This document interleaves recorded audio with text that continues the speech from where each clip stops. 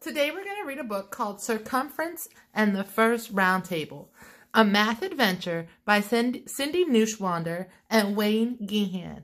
As we're reading, look for those important circle vocabulary words that we've been talking about this week.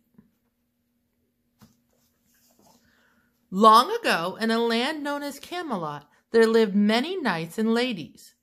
Their ruler was mighty, but gracious. A man named King Arthur. During many years of peace and good harvest, the people lived happily. The trouble began when they saw the army of their neighbors to the north gathering at the border. These people, known as circumscribers, looked as if they might be preparing to make war.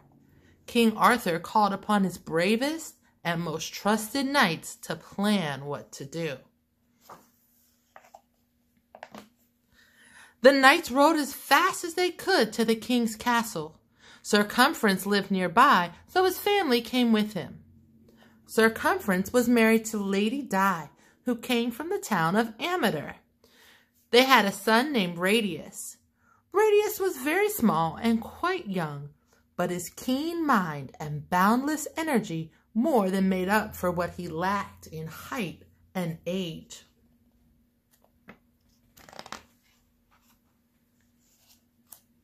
After the first day of meetings with all the king's knights, Cumference sat with Lady Di. "Oh," he groaned, "my throat hurts, and I have to shout to be heard at the other end of that long rectangular table.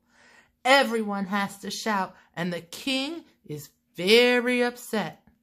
"Why don't you fix the table?" suggested Lady Di. "How can we do that?" Cumference asked. "Well," said Lady Di, "you could cut it in half. Look, here's a drawing of the table. It has 2 long sides and 2 short sides. If you cut it in half and put the 2 halves side by side, you will have a table with 4 equal sides." So here at the top you have the original table, and at the bottom you have the table that Lady Di is creating. "Lady Di, what a good idea!" Cumference called for the carpenter, Geo of Metri. Geo began working immediately. The next day the new table was ready. Everyone commented on the wonderful square shape. However, another problem arose. At each corner of the table, the knights whispered to each other while someone else was talking. Sir Galahad exclaimed, "King Arthur, how can we meet to discuss a solution when people talk secretly to each other?" "Sir Galahad is correct," King Arthur responded. "We have come here to talk of defending our land against the circumscribers, not to talk in secrecy."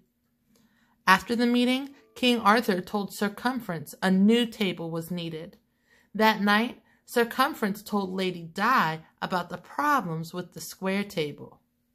Lady Di thought for a moment and then said, "What if we cut the square table diagonally?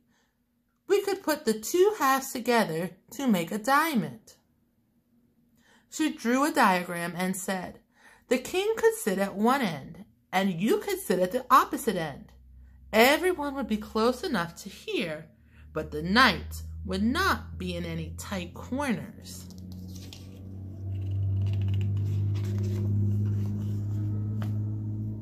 After seeing the plan, Cumference agreed that it was a good idea. "Geo," the carpenter said, "in carpentry class, they called this shape a parallelogram. I will have the table ready by the morrow." The next day, Sir Lancelot and Sir Gawain were amazed to see a table in the shape of a parallelogram. The others liked it, but King Arthur was not happy sitting at the sharp point. The king let the knights have jousting practice and swordplay while he spoke with Cumference. "Cumference, the point of the table sticks into me like a sword. We need to think about ways to prevent war, but this table makes me feel like fighting. Can you fix it?" "I will do my best, sire," said Cumference.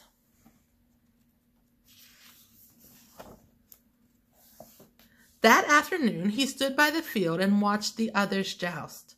It was a beautiful day, with blue skies and flags flapping in the breeze. Sir Gawain's flag was blue with a white cross. Sir Lancelot's flag was green with lions, and Sir Torre's flag was green with an eagle. The flags were all similar in shape. They were all triangles. "That's it," said Cumference, "a triangular table." Cumference called Geo and explained. Geo said, "If we cut the parallelogram table in half, that would leave 2 triangles. One triangle might be too small." So they measured the proposed triangular table and realized that 4 people could not fit on each side. "Geo, let's think some more," said Cumference, and he went to discuss shapes with Lady Di. "Yes," said Lady Di, "the triangles would be too small. So cut off the corners like this and make an octagon. Look, it will solve the problem." So here's the parallelogram. Here's a diagram of how to cut it, and you have your octagon here.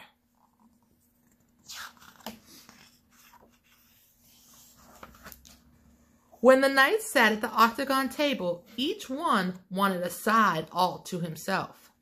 8 sides and 12 knights? Who would share a side with another? They agreed that the king should have a side all to himself, because he was their leader. But that left 7 sides and 12 people. "Knights, let there be order," said King Arthur calmly. "We need to remember that we are here for the defense of our land. How can we talk at this table with its problem of corners and sides? Cumference, have the carpenter build a table shaped like an egg, and perhaps we will behave more like a flock."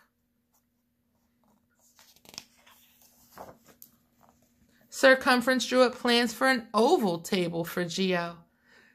"This table is going to be harder to build since it has no straight edges," said Geo. "I will begin at once." When the knights met again, they were all impressed by the oval table. Sir Lancelot suggested that they raise their goblets and drink a toast. All of the knights raised their goblets, but there was a great commotion from the ends of the table. The knights at the end of the oval table bumped into the king as they raised their goblets. No one had enough room. Some of the knights began to argue. Then King Arthur shouted, "Stop! All leave me until tomorrow except for Cumference." After talking to King Arthur, Cumference returned home discouraged once again. Radius piped up, "Father, when I have a problem I cannot solve, I do something else for a while. Why don't we go for a ride?" That afternoon, Cumference, Radius, and Lady Di went riding. No one said much until Radius shouted, "Father, look, a tree has fallen over." "So it has," observed the knight.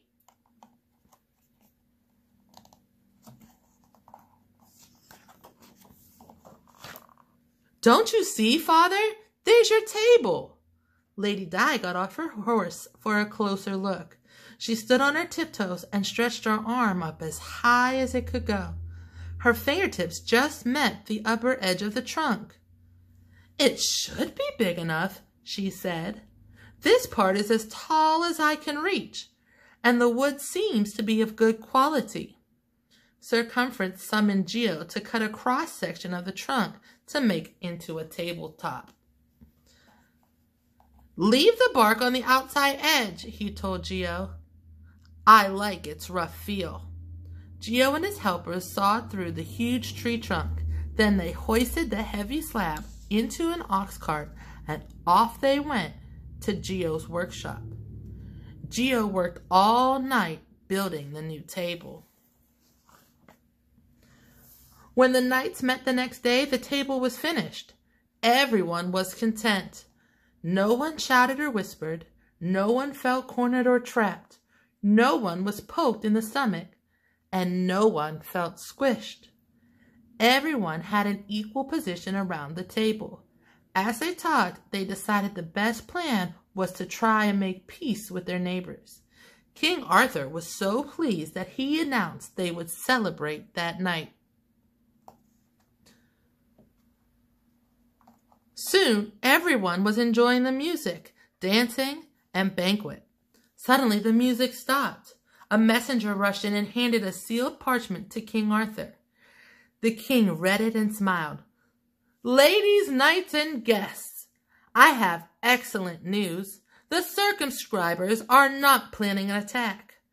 They only want to measure the area of their kingdom. There will be peace in the land." "Hooray!" everyone cheered till the king held up his hand for silence. "To honor these knights who gathered at this table to save our kingdom, let them henceforth be known as the Knights of the Round Table. Let us thank Sir Cumference and Lady Di, and their son Radius. They made this round table possible." Everyone cheered again. "Furthermore, because Lady Di of Ameter has a reach that is equal to the distance across the table, we will name this measurement for her. We will call it the diameter." You can see a picture of the diameter of the table.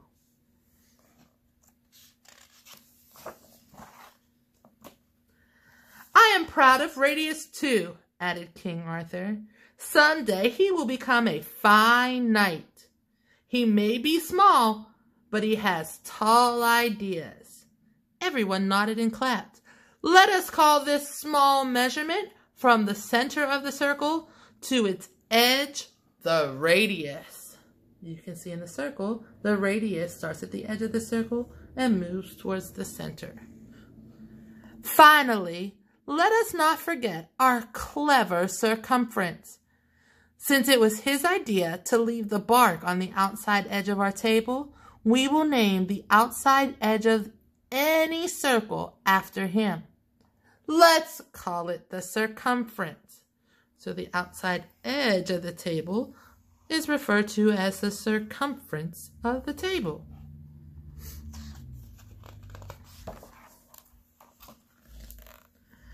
Cumference bowed to the king as everyone rose from their seats and began cheering and whistling and stomping their feet. It was the happiest celebration that anyone could remember.